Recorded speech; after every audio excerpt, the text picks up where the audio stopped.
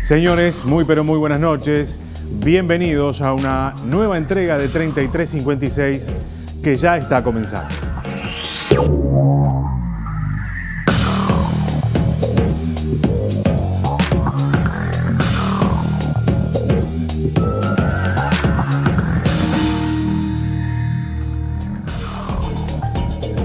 Según todas las encuestas de opinión pública, la seguridad es uno de los asuntos que más preocupa a los uruguayos. Y es una preocupación que además nos excede también porque en el mundo entero este es uno de los asuntos centrales. Hay mucha cosa para hacer en nuestro país y hay mucho para debatir. Se viene un año electoral y el tema va a estar en la agenda, probablemente en los primeros lugares de la agenda de los próximos meses. Vamos a conversar hoy con un hombre que tiene mucho que ver con estos asuntos. Mario Lallera es el director nacional de policía, nos va a acompañar esta noche aquí en 3356. Vamos a ver un breve perfil de quién será nuestro invitado esta noche.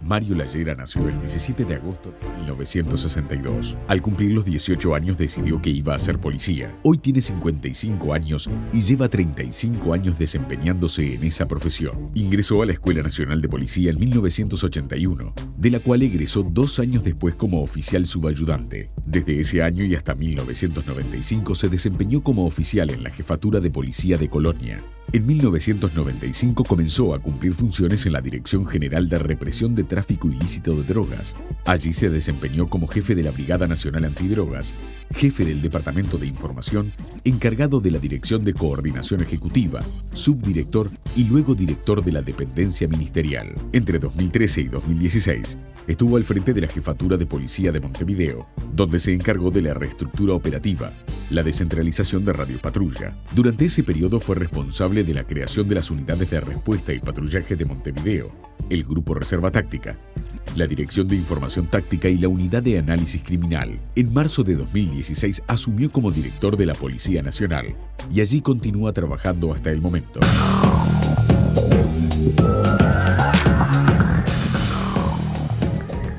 Ahí teníamos un perfil de nuestro invitado de hoy, pero ahora algo de contexto, algo de información sobre justamente el tema de la seguridad, que va a ser el tema que recorrerá la conversación durante todo este programa.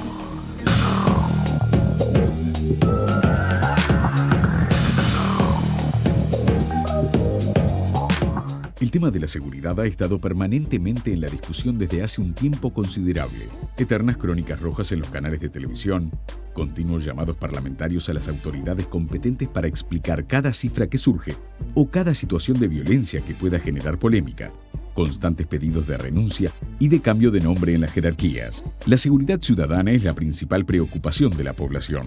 Una encuesta de marzo de este año de la consultora Equipos indica que el 47% de los uruguayos creen que los problemas de seguridad pública son el principal problema del país. Las estadísticas realizadas por el Observatorio Nacional de Violencia y Criminalidad del Ministerio del Interior mostraron que los homicidios aumentaron un 66,4% entre enero y junio de 2018 en comparación con igual periodo del año pasado.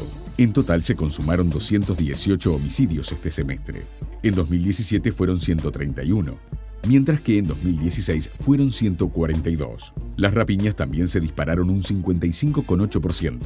En los primeros 6 meses de 2018 se realizaron 14.459 denuncias de este tipo de delitos, mientras que en 2017 se registraron 9.282 denuncias. En este marco de recrudecimiento de violencia, un fenómeno que no es nuevo pero que ha tomado fuerza en nuestro país aparece como protagonista: el narconegocio. La matriz del delito ha mostrado nuevas variables en los últimos años y los organismos encargados de su combate ponen constantemente en juego su capacidad para dar respuesta efectiva a cada nuevo escenario que se plantea, buscando por otra parte atacar los problemas de raíz. Es así que constantemente se busca desde el gobierno poner en discusión un concepto mucho más abarcativo que el de la seguridad. Se trata de seguridad y convivencia.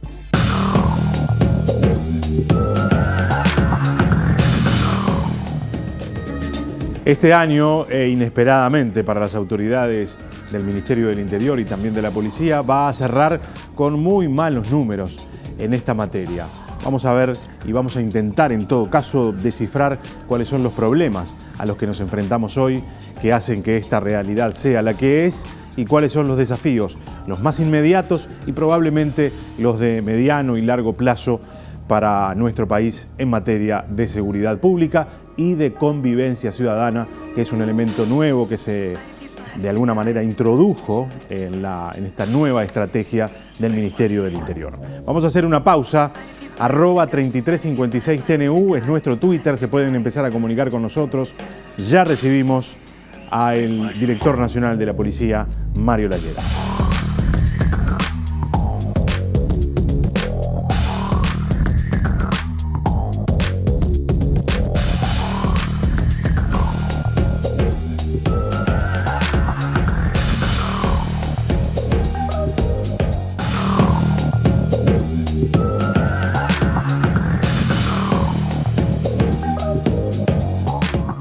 Hoy, en 3356, hablamos con el director nacional de policía, Mario La Llera.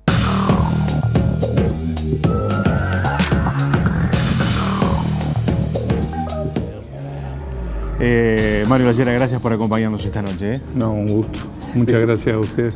En el perfil que recién escuchábamos de suyo, 35 años en la policía. Sí.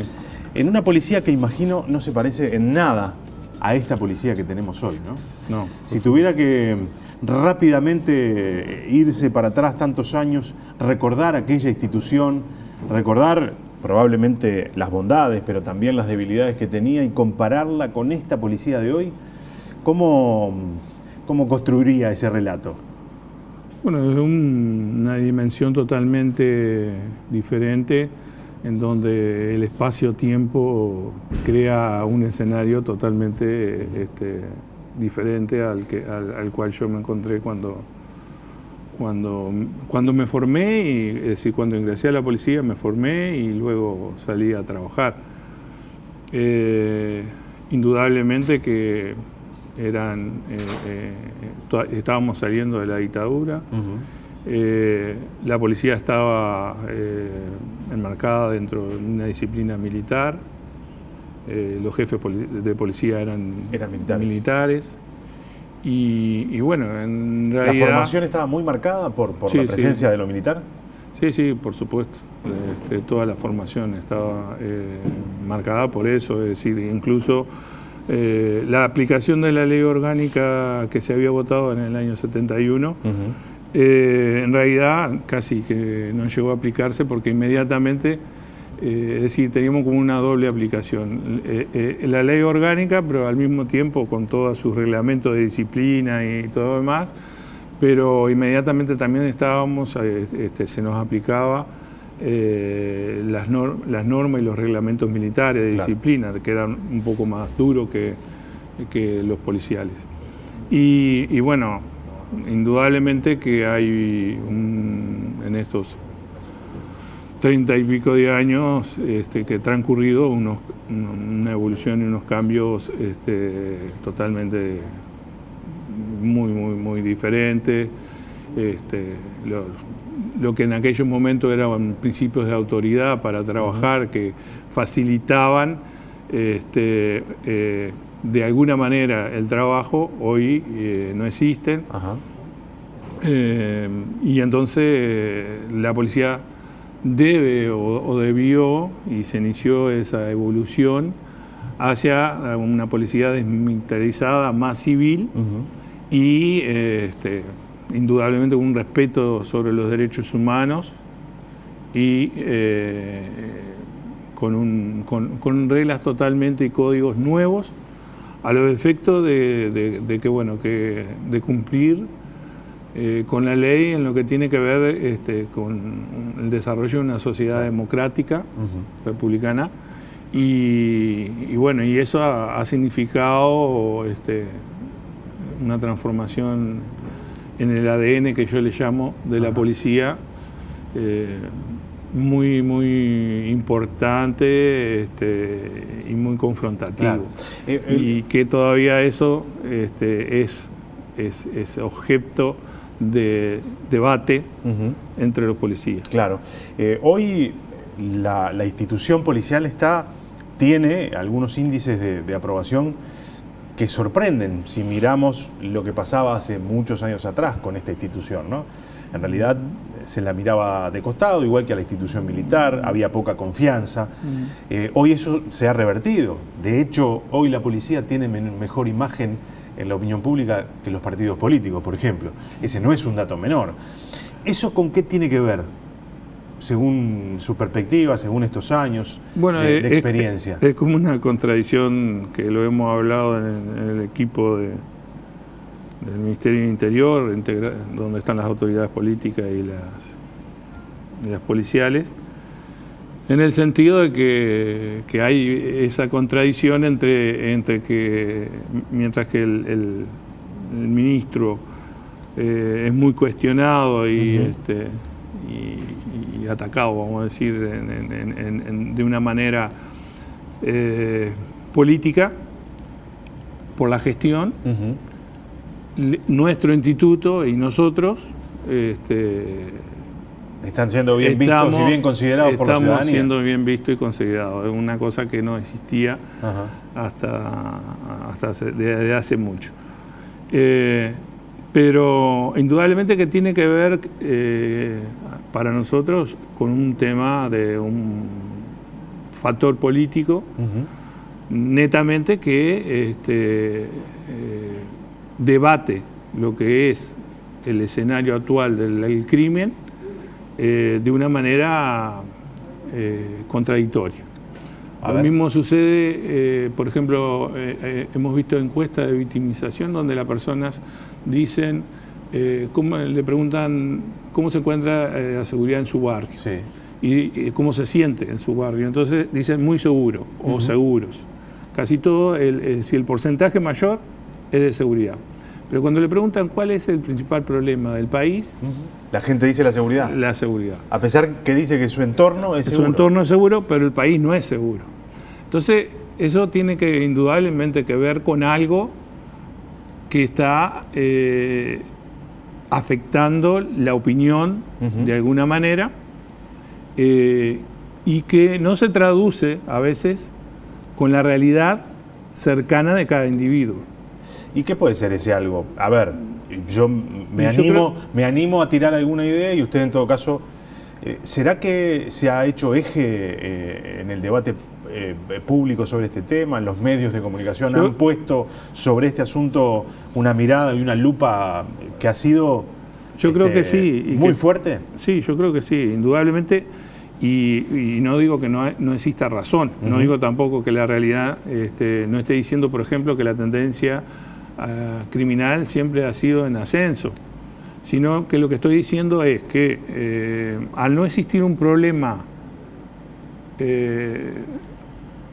que a la opinión pública le cause más interés, como por ejemplo puede ser la economía, y al tener la mayoría mejor posición de poder adquisitivo, comienza a tener una demanda y una necesidad de disfrutar de cierta calidad de vida que le permite la economía. Claro.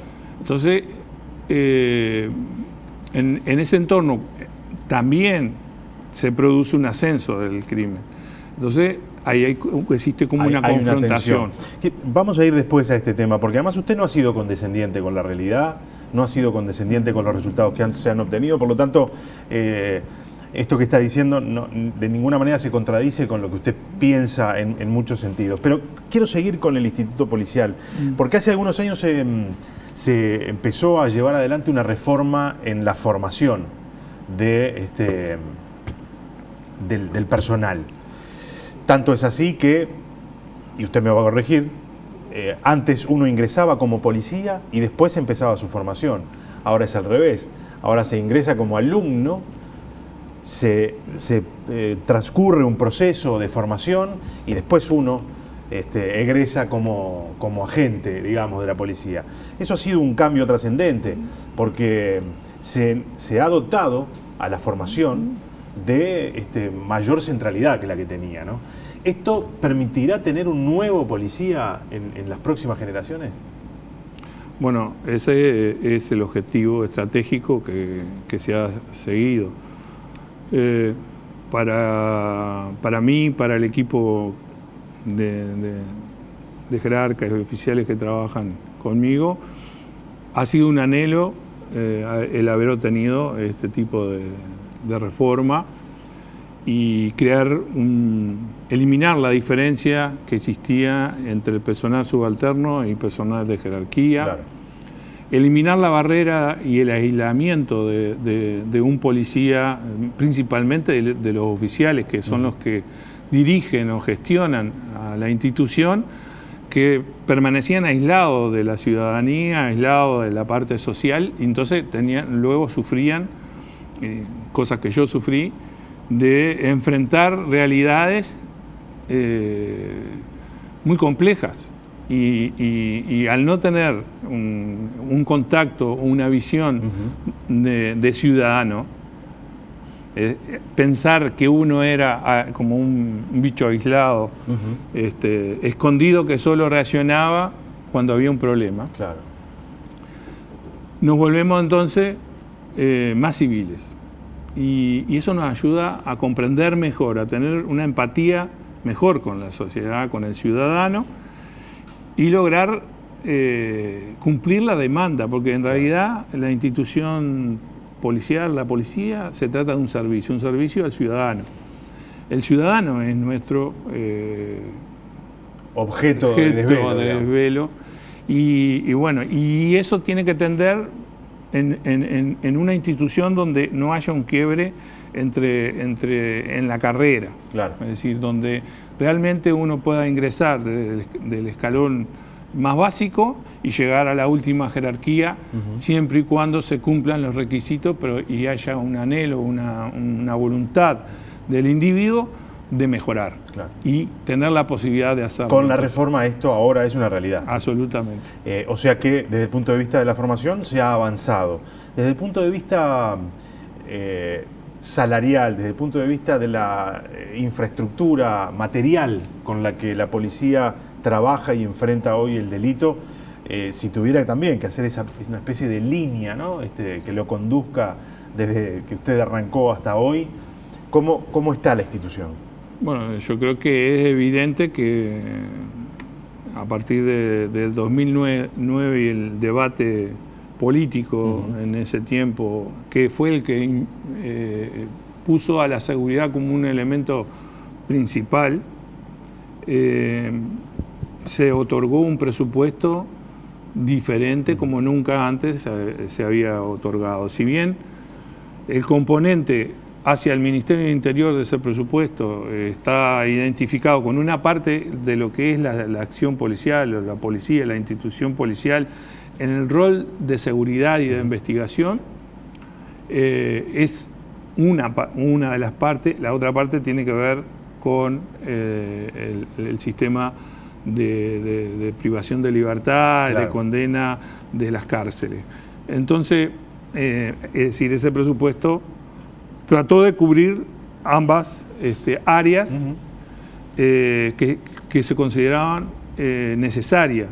Bueno, eso permitió entonces sí elevar el nivel del salario policial y motivar y lograr otras circunstancias, otras reestructuras que se hicieron a posterior de elevar ese salario, al efecto de que el policía no tuviera la necesidad de cumplir horas extraordinarias. Por ejemplo, el famoso 222. En un abuso total para alcanzar, obtener beneficios económicos para sí y su familia. ¿Hay algún porcentaje todavía de los funcionarios que siguen cumpliendo este servicio o se eliminó por completo? No.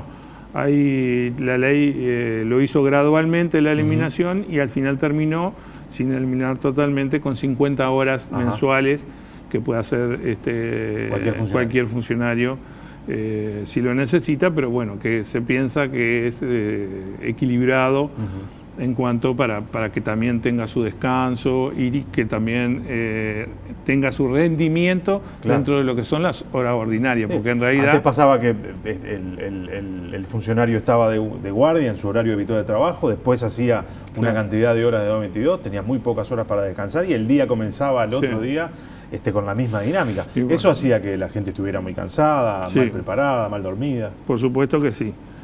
Si bien eso todo ha sido una reforma muy importante y también existe un debate y dentro de la policía en ese sentido, como que pueda haber afectado la seguridad, eso también se ha debatido.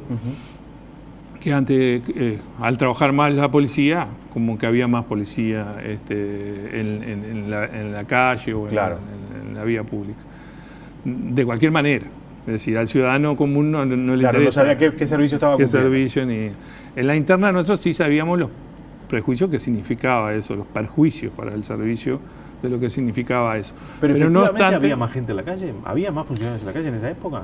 Y sí, indudablemente que, digo, en el servicio ordinario no tanto, pero en el servicio extraordinario sí, porque había un abuso en ese sentido. Entonces, había cierto desbalance en cuanto a la visión. Entonces, a veces hay una equivocación. Ahora, el tema es si uno repasa la calidad del servicio, ahí encuentra la gran diferencia. Y bueno, eso se ha equilibrado, al mejorarse el salario se motiva más, se va a un régimen de cumplimiento, de algo más razonable, laboralmente, porque es un servicio muy estresante en la mayoría de los lugares donde se cumple y bueno, tiene que tener un límite. Y se establecieron esas 50 horas mensuales. Eso hizo que se estableciera eso y bueno, para nosotros estamos muy conformes, pero creo que hay que seguir avanzando en otras áreas para seguir mejorando el salario policial. Para nosotros en las compensaciones debe haber un equilibrio y una justicia que hasta el momento todavía no está claro. No está claro. Quiero terminar con este capítulo en el cual de alguna manera quería que nos contara un poco cuál es la situación global del instituto policial, de los policías, de los funcionarios, con un asunto que el ministro lo ha dicho en varias ocasiones. Tenemos un problema que es grave, y es que muchos de nuestros funcionarios viven en los mismos lugares donde viven a veces aquellos a quienes tienen que combatir. Lo recuerdo al ministro diciéndolo hace algunos años esto. No sé si esto se modificó o no, y cuál es la situación que hay hoy en ese sentido. Porque es cierto, a veces uno tenía que salir a combatir a quien era el vecino, ¿no? Y después uno se iba a trabajar y allí quedaban sus hijos, su compañera. Esa brecha se redujo indudablemente al subir el nivel del salario, pero todavía nos quedan casos, dentro del Instituto Policial de Policías que están en esas condiciones. No representan la mayoría, pero igual... Está presente esa realidad. Están presentes en la realidad, y bueno, y eso es una de los objetivos que se tratan de lograr a través de obtener viviendas para poder otorgar a esos policías los efectos de que tengan una mejor calidad y tranquilidad a su familia, principalmente, para que el policía también trabaje más motivado y con mejor armonía y tranquilidad. Claro. Ese es un tema que se debe seguir insistiendo hasta lograr que no existan policías que estén en condiciones que desvíen su atención. Claro. ¿Las autoridades políticas han entendido que esto hay que profundizarlo? Sí, lo tienen totalmente claro y lo están realizando a través de diferentes programas y convenios que se están firmando con otras instituciones para obtener esas viviendas. Hay un estudio realizado, creo que tenemos aproximadamente 500 policías en una situación de este tipo, más o menos de este tipo, y bueno, y se han ido otorgando vivienda a los más necesitados. Estamos atendiendo la situación en los casos donde hay amenazas o donde ha habido conflictos por el ser policía y estar residiendo en un lugar donde hay conflicto criminal, y se ha ido solucionando, se van solucionando a medida que van surgiendo, pero hay que insistir, y sí, las autoridades por supuesto que lo tienen claro, y buscan extender esa facilidad para que el policía lo logre. Claro. Pero bueno, creo que hay que seguir. Hay que seguir. La última de este bloque vinculado a esto. Cuando se discute el asunto de la seguridad pública, uno de los elementos que se tira arriba de la mesa es: los policías están desprotegidos, los policías no tienen apoyo, los policías se sienten solos, los policías no sienten que su accionar está permanentemente en tela de juicio, entonces eso no permite avanzar, no permite actuar. Eso se tira arriba de la mesa inmediatamente. Usted es un funcionario de 35 años, hoy es el director nacional de la policía, tiene una responsabilidad técnica, institucional, no tan política, pero probablemente sí. Efectivamente es el sentir del funcionario policial, porque medio a la Bartola se dice, no, el 99% de los policías no se sienten apoyados. Usted que está ahí, que está en el contacto y que seguramente conoce a unos cuantos. Sí, por supuesto. Creo que eso es una situación que responde a una percepción tradicional del policía. El policía, por ese encadenamiento con su cultura y su tradición de hace muchos años, y ese ADN que yo hablaba, que pretendemos cambiar ahora, lo tiene incorporado. Entonces, cuando observa que el principio de autoridad está muy discutido, está discutido en toda la sociedad, no solo con la policía. No solo con el policía. Ocurre en la educación, ocurre en diferentes ámbitos, ocurre en la familia. En los hogares, claro. Entonces escuchamos ese principio de autoridad vulnerado que no está. Entonces, eso no me facilita el trabajo. Claro. Siendo que yo fui formado para que se me obedezca. Para que se obedezca.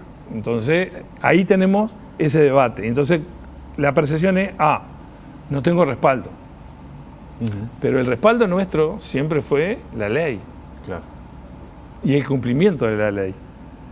No hay ningún elemento, es decir, nadie puede hacerme a mí desviar del cumplimiento de la ley. Entonces, ¿cómo es que yo puedo percibir que no tengo respaldo? Claro. Simplemente. Pero o sea que hay cierta percepción del funcionario de que no hay respaldo, aunque no sea a partir de cuestiones objetivas. Es decir, es a partir de una cuestión que está vinculada a un problema que tenemos todos. Es un problema que yo lo digo más bien de sentimiento. Porque nosotros, en la línea gris que caminamos nosotros, en el conflicto social y en el conflicto criminal, indudablemente que los problemas que percibe el policía son muy fuertes y se siente muchas veces impotente, porque lo que busca es solucionarlo. Busca encontrar una solución a ese problema. Pero cuando no la encuentra, porque por supuesto excede su capacidad, excede su marco legal en el que puede actuar. En el que puede actuar, entonces se siente impotente. Y ahí es que comienza esa sensación de decir, no, lo que pasa es que no me dan todas las herramientas para que yo... Pero es que las herramientas, en ese sentido, uno tiene que ser equilibrado. Porque lo primero que tenemos que jugar es, en una sociedad democrática, ¿cuál es? Tengo un límite. ¿Cuál es el límite? Y yo no puedo traspasar el límite. Tiene que estar claramente establecido. Tiene que estar claramente. Y no puedo traspasar y convertirme, porque en eso a veces es el gran conflicto y confusión del policía. Cuando toda esa impotencia se junta en una depresión de decir no puedo cumplir y me paso de la regla. Y me excedo. Y cuando quiero acordar, estoy fuera del sistema. Claro. Y estoy enfrentando un proceso penal. Porque utilicé mal las herramientas de las que disponía. Claro. Y eso está siempre confrontado. La transparencia del policía, y yo creo que ahí en lo que hemos ganado en confianza, es porque actualmente en el total de la policía se observa menos corrupción, menos abuso de autoridad, más atención. Sí, acá no hay fenómenos como el gatillo fácil, por ejemplo. Yo creo que sobrepasamos esa etapa y la estamos siguiendo, pero todavía quedan resquemores del pasado que sí afectan, que no lo podemos negar. Y bueno, que vamos a tener que seguir trabajando, formando a nuestro personal para que entienda la genética democrática que si la pretende defender, si uno lo pretende defender. Antes que ser policía, tengo que ser ciudadano. Vamos a hacer una pequeña pausa y después quiero entrar a algunos temas que, bueno, que son algo más escabrosos.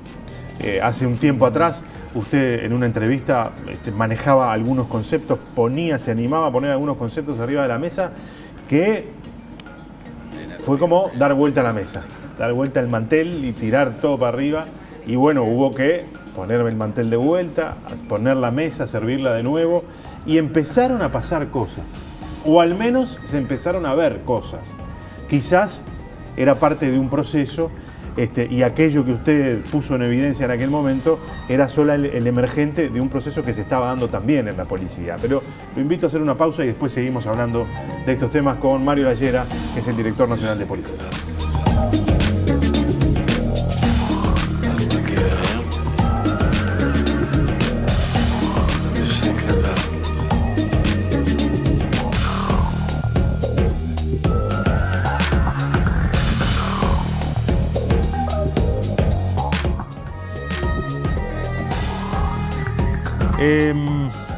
La gran decadencia comenzó en las cárceles.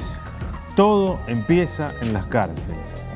Hay una transmisión de conocimiento permanente entre los delincuentes con mucha maldad. No hablan de robar, sino que el discurso es la violencia. Si vas a robar, no seas gil, el que tenés enfrente es el enemigo. El problema en el primer nivel de socialización, que es la familia. Tienen generaciones de familiares con antecedentes y allí está el mayor nivel de reproducción. Un día los marginados van a ser mayoría. ¿Cómo los vamos a contener? Un día los marginados van a ser mayoría. ¿Cómo los vamos a contener? Algunas de estas frases sonaron y fueron un mazazo, ¿no? Esto de la cárcel y de que todo empieza en la cárcel es una afirmación muy contundente. Y efectivamente nosotros vemos que allí se reproduce la violencia, se reproduce el delito. Hace unos días atrás recuerdo que se mostraba la historia delincuencial de una persona X, no importa quién. Decíamos, el primer delito era un delito muy menor. Fue a la cárcel. El segundo delito, al tiempo, ya fue un delito un poco mayor. Fue a la cárcel. El tercer delito ya involucraba la violencia y terminó en un homicidio. Uno veía y decía, la cárcel a este hombre lo terminó de destruir, ¿no? Tenemos un problema gigantesco ahí. Digo, en lo que yo expresé, tal vez en mis palabras hay un componente muy de efecto profesional, pero indudablemente que, como yo decía, cuando hablamos del presupuesto del Ministerio del Interior, que el gobierno o el partido que gana la elección en 2010 y aplica ese presupuesto, cuando eleva el presupuesto de seguridad, trata de atender dos situaciones. Por un lado la policía y por otro lado las cárceles. Entonces ya está definiendo que ahí está el problema, que ahí hay un problema, que en la policía hay un problema y que en las cárceles hay un problema. Entonces, ¿que todo nace en la cárcel? Por supuesto que sí. Por supuesto que las organizaciones criminales, que son las que más afectan y quizá la ciudadanía no lo percibe tan rápidamente, como una organización criminal se estructura y logra dominar territorios, dominar personas, incluso influenciar en políticas de seguridad. Claro. Entonces, nace ahí porque, por supuesto, es el lugar donde están todos juntos, con mucho tiempo. Se termina reclutando gente, imagino, ¿no? Se termina estructurando, ellos mismos le dicen la universidad del delito, o la escuela del delito, o tipo uno aprende, y si no aprende, va a sufrir Ajá. la consecuencia de no, como se dice en el léxico de ello, de no saber caminar ahí adentro. Claro. Entonces, sí creemos que debe haber una atención especialísima en la gestión de las cárceles, en el tratamiento de ese individuo que la primera vez puede haber cometido un error. Y puede haber sido ese error afectado por todo un medio ambiente y por toda una situación de exclusión social que lo llevó a cometerlo. Es posible. Es más, creemos que suceda así. Pero que luego de entrar a una cárcel, la mayoría Sí.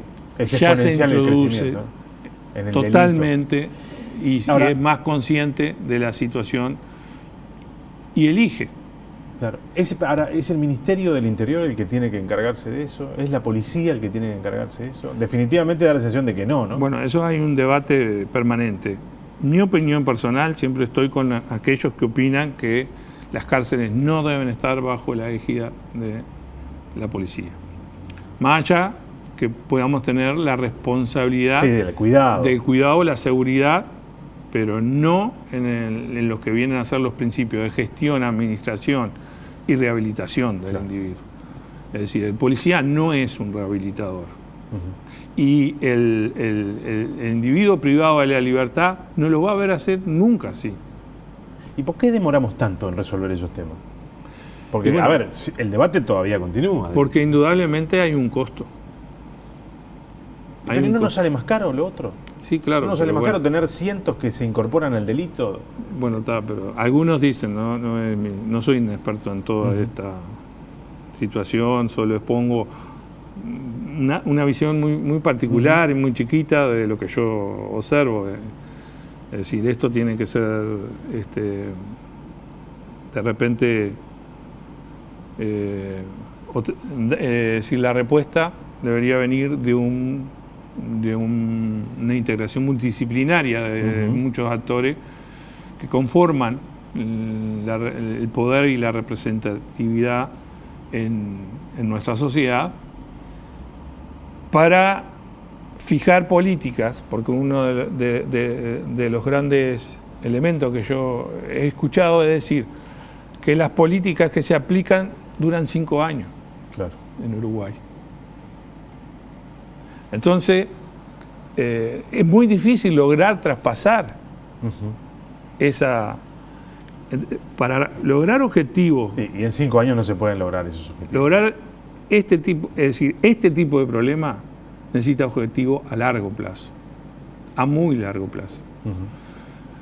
¿Por qué? Porque lo que está sucediendo hoy, ¿cuándo comenzó a registrarse en nuestra sociedad? ¿Fue hoy que explotó? No, claro. Fue hoy que estamos en... Esto es la consecuencia de cosas que pasaron. Indudablemente. Y cosas que no se hicieron. ¿Por ejemplo? Y atender el tema carcelario. Atender la exclusión de determinados sectores. No atender esa exclusión hoy los convirtió en lo que yo determino como un sistema marginal que tiene sus propios códigos, sus propias leyes. ¿no? Y hasta bueno, sus propios códigos de lenguaje, ¿no? Entonces, ¿cómo revertirlo? Revertir 30 o 40 años. ¿Cómo hacemos? No, necesitamos casi el mismo tiempo para lograrlo. Entonces tiene que haber una política constante, sin perjuicio del debate, porque creo que para todos siempre va a haber por lo menos dos caras en una moneda, en un problema. Pero tendría que haber una línea de sintonía, un acuerdo a grandes plazos que determinadas cosas que son esenciales y que nos están perjudicando, están dañando el entramado social, debe haber entre todos, un acuerdo que permitan una política de seguridad a largo plazo. Y otro de si los... no, mientras tanto, vamos a volcar en la institución policial la resolución de este problema. Y no va a ser. No es así. No va a ser. El problema de la seguridad pública definitivamente no es solamente un problema de la policía. No es un problema. Y sin embargo, este también ha sido uno de sus reclamos y uno de sus cuestionamientos. Se ha articulado poco, hay organismos del Estado, usted lo decía, que en algún momento no colaboraron como deberían colaborar, no estuvieron en el territorio como deberían estar, y eso fue también el generador de parte del problema. No, yo no creo que sea el generador. Bueno, o que no ayudó a resolver. Yo creo, ahí está. Es decir, yo no digo que no hayan generado, yo creo que hubieron y existen intenciones de todos los actores, que no estoy criticando a nadie en particular. Yo creo que todos los actores tienen sus propias visiones. El problema es la integración. Claro, cómo se articulan. Y el problema es seguir. Bueno, seguimos este camino, pero este camino no resulta. En definitiva, ¿qué es lo que, cuál es la medida? Es decir, transcurrimos 5 años aplicando una política. ¿Y cuál es el resultado? Entonces, si el resultado no es bueno, quiere decir que hay algo que está mal. Bueno, volvamos a revisar eso y busquemos el camino. Entonces, ese es el tema principal. Pensamos que si tenemos una muy buena policía, resolvemos la situación. Y no. Podemos tener la mejor policía,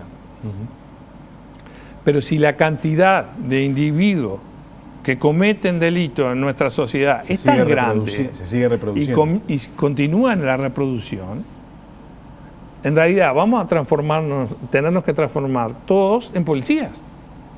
Es decir, lo que me demandan muchos vecinos. Quiero una patrulla. Quiero una patrulla en mi cuadra. Quiero una garita. Quiero una comisaría. Quiero algo que me dé la seguridad. Sí, está bien eso. Es decir, si hay un policía, se supone que en el lugar donde hay un policía no va a haber un delito. Bueno, pero entonces, si nosotros, ¿cuántos policías tenemos que poner? Claro.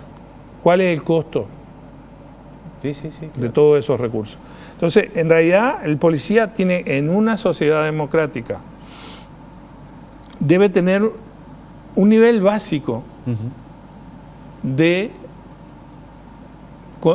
resolución de conflictos, de los conflictos sociales, de los problemas de exclusión, anterior a la intervención policial. Claro. Es decir, se debe bajar esa conflictividad para que la policía tenga éxito total, claro, si tiene buena calidad, en el foco pequeño de esa... A ver, lo que se ve en todos los países. Lo que usted me está diciendo es que acá el problema no es la policía. No es que tengamos falta de policía, que no estén bien preparados, que no haya infraestructura, sino que el problema está en otro lado. Creo que la policía en la dinámica siempre tiene que buscar el mayor de la eficacia y eficiencia. No puede ser una institución que se quede estática. Claro. Eso partimos de esa base. La policía siempre va a estar en la contención y en la intervención del conflicto. Pero en la resolución, a los niveles que estamos expuestos hoy, no lo vamos a observar si no comenzamos con políticas a largo plazo, integrales, donde todos los actores compartan, decíamos, la misma percepción de la amenaza. Claro. Eso lo decía el anterior director de la policía. Siempre, si no compartimos eso, si creemos y no estamos unidos en el mismo tema, en el mismo diagnóstico, bueno, vamos a continuar con los problemas. ¿Está de acuerdo con la participación o con la incorporación de militares a la tarea de la seguridad pública? En realidad, los militares han participado o participan esporádicamente en el caso de las cárceles como guardia perimetral de algunas cárceles y a veces en algunos casos que colaboran ante situaciones extraordinarias que se producen. Es un tema de debate más bien de índole político y de la ciudadanía en cuanto a esa situación. El tema que en una sociedad democrática, para que el militar intervenga, debe dejar de asumir sus códigos que están preparados, su formación, que están preparados para otro tipo de situación, para venir a funcionar como un policía. Claro. Entonces habría que ver, habría que estudiar el problema.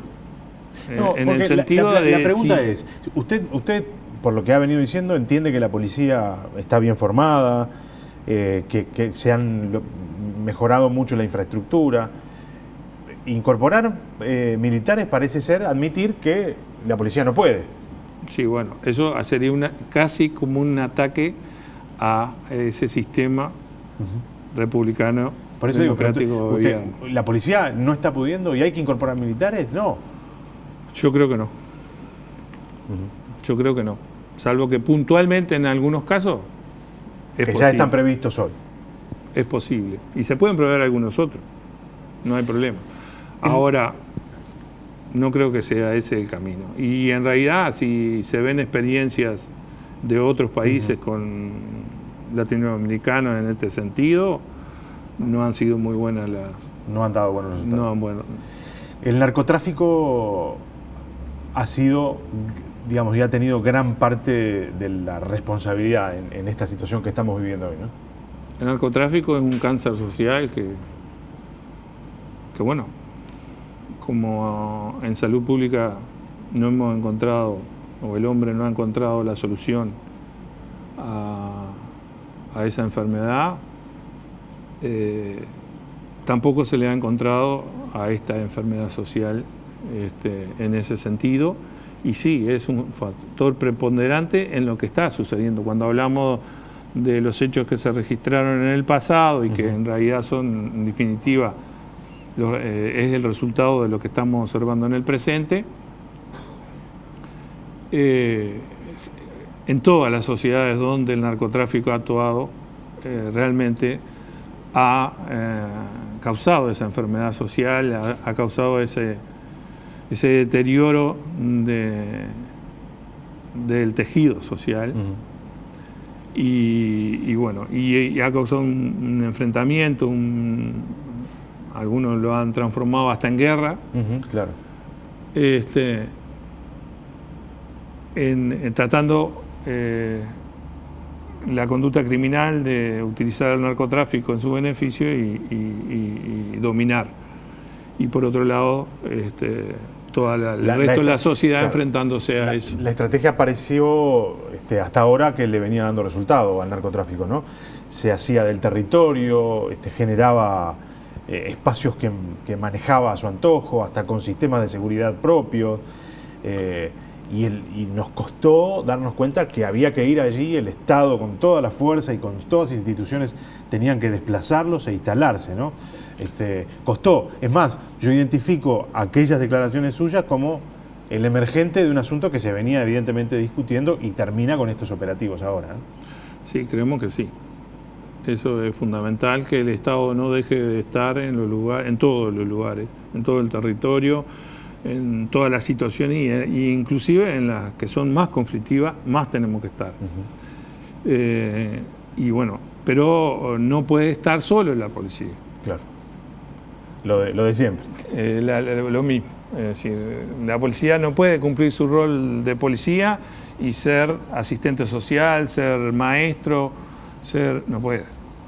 Puede colaborar, puede tender a tratar de que, bueno, cuando se produce un vacío, claro, tratar de llenarlo, pero no para siempre. Las instituciones de salud tienen que estar. Tienen que estar todas. El transporte tiene que llegar, la luz pública tiene que estar ahí. Todas las instituciones. Y todas las instituciones deben saber que el problema es muy complejo y que sí tiene un componente de alto riesgo. Todo. En esos lugares hay un componente de alto riesgo. Pero que si el miedo nos hace alejarnos, claro, ahí perdemos todo. Ahí vamos a perder. No vamos a poder solucionar y ese crecimiento se va a dar y la fractura que hay en parte en esos grupos con el resto de la sociedad se va a hacer mayor. Y el daño que se va a producir va a ser mayor. Creo que nosotros, todos nos dicen, del exterior, no acá, porque por supuesto nosotros miramos el problema nuestro y nos comparamos con nosotros mismos,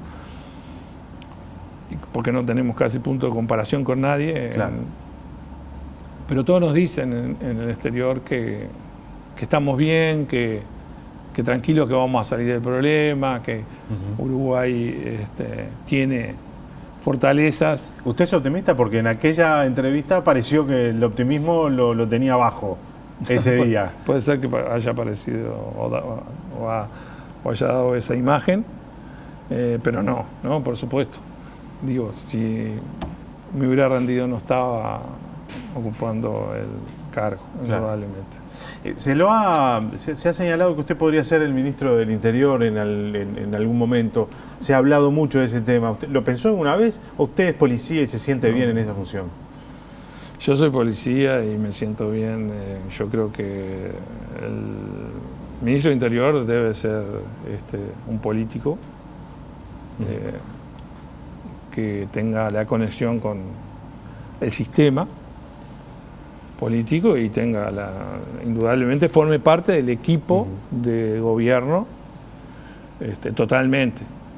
Yo no tengo las condiciones para ser un político. Es decir, mi carrera ha sido en la parte técnica profesional. Es más, quizás no pensé estar en los puestos que he estado, los últimos puestos que he estado como jefe de policía en Montevideo o director de la policía, porque a mí me seduce mucho más en el área policial la parte operativa, claro, más ejecutiva que la de gestión o administración y de política, ¿no? Pero también hay claro. tiempos, a veces hay que asumir algunas responsabilidades. No, y hay tiempo y edad, claro, ya tampoco estamos para... Claro. Pero bueno, no pienso eso, no creo eso tampoco, no creo que se esté pensando en realmente... En una posibilidad en ese sentido. No sé. Lachera, gracias por habernos acompañado esta noche. No, gracias a ustedes. Señores, hasta el próximo martes aquí en Televisión Nacional, donde estaremos haciendo otra entrega de 3356.